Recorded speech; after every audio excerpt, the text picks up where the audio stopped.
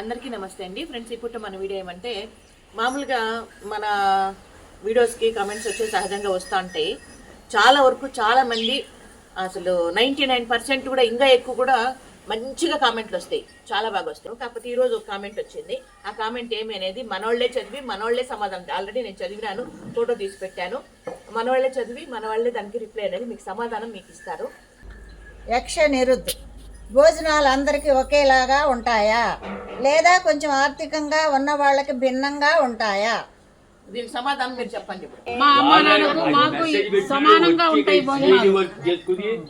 Direct వచ్చి కాదు, మీరు సిఐడి వర్క్ వచ్చి ఆశ్రమంలో చూసి మాట్లాడండి, అంతేగాని మీ ఇష్టం వచ్చినట్టు కామెంట్ చేయడం పద్ధతి కాదు. మీరు కావాలని చేస్తున్నారా లేకపోతే ఆశ్రమం మీద ఏమైనా మీకు ఏ విధమైన అభిప్రాయం ఉందా? మంచి అభిప్రాయం అయితే పర్లేదు, చెడు అభిప్రాయం అయితే మీరు వచ్చి ఆశ్రమంలో చూడండి. అది పద్ధతిగా మీ ఇష్టం వచ్చిన కామెంట్ చేస్తే అది పద్ధతి కాదు, గౌరవమైన పద్ధతి కాదు అది. మీరు ఎంతో మాకు 60 మందిని ఇక్కడ అమ్మగారు పోషించారు, 60-70 మందిని, అందరికి ఒకే భోజనం, ఒకటే తిండి. అమ్మగారికి కూడా మా భోజనమే, రెండో స్పెషల్ అనేది లేదు ఇక్కడ.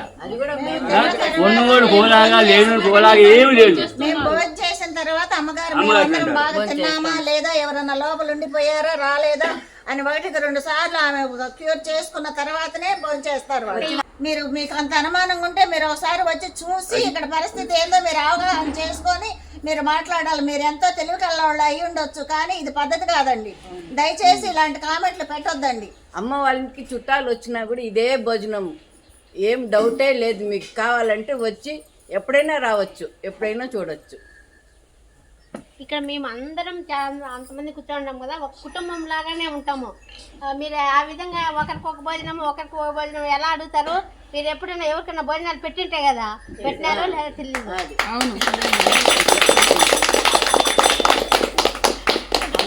రోజు విందు భోజనాలే, పెళ్లి భోజనాలే మాకు.